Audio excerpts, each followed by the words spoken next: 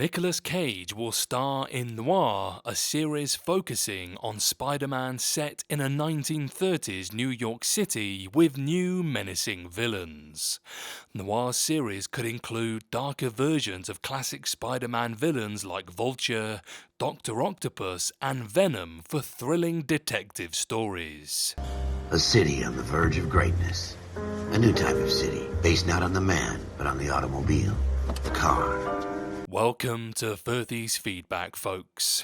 But before we get into it, who do you think will be Spider-Man Noir's main villain when the TV show drops? Let me know in the comments, where I'll be replying to people like the Green Goblin in full monologue mode. I chose my path, you chose the way of the hero. And they found you amusing for a while, the people of this city. So, Nicolas Cage is officially set to star in the live-action series about the titular Spider-Man Noir, and every good web-slinger needs an appropriately threatening villain to cross paths with. Though Spider-Man has starred in more than a handful of movies and TV shows, a new version of the Marvel hero is finally set to make his live-action debut. After voicing the hero who hails from an alternate reality, NYC, in the 1930s in Spider-Man Into the Spider-Verse, veteran actor Nicolas Cage will bring the part to life in full for the Prime Video MGM Plus series. Few details are known about Noir, but the official press release explains the show will focus on an aging and down-on-his-luck private investigator in 1930s New York who is forced to grapple with his past life as the city's one and only superhero.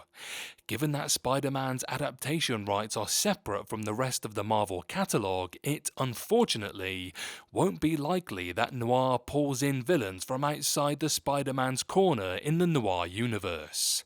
However, there are plenty of interesting and boldly redesigned classic Spider-Man villains Noir could clash with in his titular series. Here are 5 potential villains for the TV show. Adrian Toomes, aka Vulture. Most of Spider-Man's villains in the Noir universe are much darker and more tangibly violent than their Earth 616 counterparts, and Vulture is no exception. The classic version of Adrian Toomes is a bit of a joke, as an older man flying around in a tight bird suit justifiably earns quips from Marvel's heroes and villains. That isn't the case in Noir's Earth 90214. This Toomes takes both visual and character inspiration from Nosferatu, the classic movie vampire. Horrifyingly, Toomes is a cannibal who kills Uncle Ben under Goblin's orders and disposes of the body as disgustingly as one might imagine. While it's unlikely Noir will present such a horrifyingly dark scenario, a creepier version of Vulture without the bird suit seems like a thematic fit. You're young. You don't understand how the world works. Curtis Connors. Curt Connors doesn't have a bit of a role in Spider-Man Noir comics, but that leaves more room for the series to do what they'd like with the character. In the Noir universe, Connors is an associate of Otto Octavius who works in the lab at Ellis Island to kidnap civilians and turn them into mindless drones. In the books, that's all there is to his story, and details of his involvement and his eventual fate are left uncertain. Moreover, he appears in human form and not his reptilian alter ego. Connors has appeared in scientist form across several Spider-Man movies and twice as the Lizard in Amazing Spider-Man and Spider-Man No Way Home. A mysterious monster in the shadows revealed at some point to be the reptilian Connors could be an interesting twist for the Noir series. Given the show's older setting, a Jekyll and Hyde homage would be fitting. Hey, you want me to take the tunnel or the bridge? Bridge! Take the bridge. All right, we're gonna do that. Hey, man, you all right back there? Are you tweaking, man? Eddie Brock, aka Venom.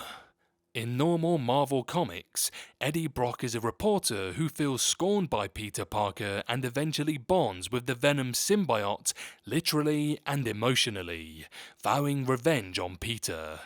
Eddie still connects with Venom in the Noir universe, but his backstory is markedly different. Here, Brock is instead a Catholic priest with no specific Peter Parker connection.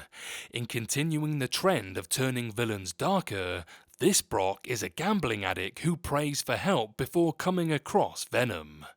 Venom may require too big of a special effects budget for Noir, but if it uses the less is more approach and treats Venom more like a classic monster movie creature, the result could be horrifyingly satisfying. Go on.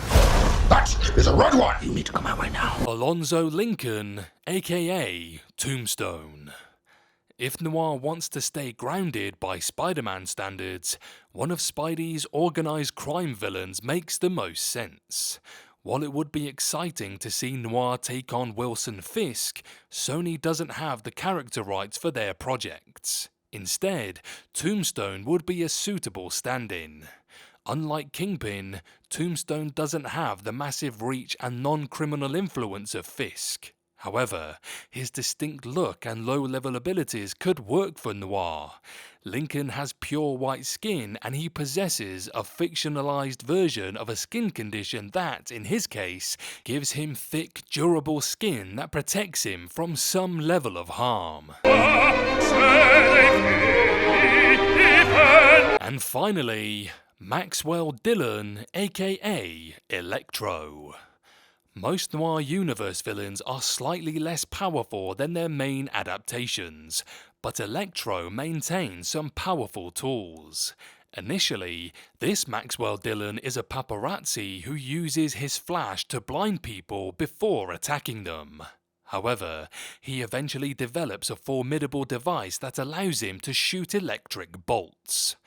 Showing off some retro-futurism could be a cool way to sell Noir's setting and help set it apart from other notable Spider-Man adaptations. Electro is also a villain who has appeared in live action, but not as the star since 2014's The Amazing Spider-Man 2.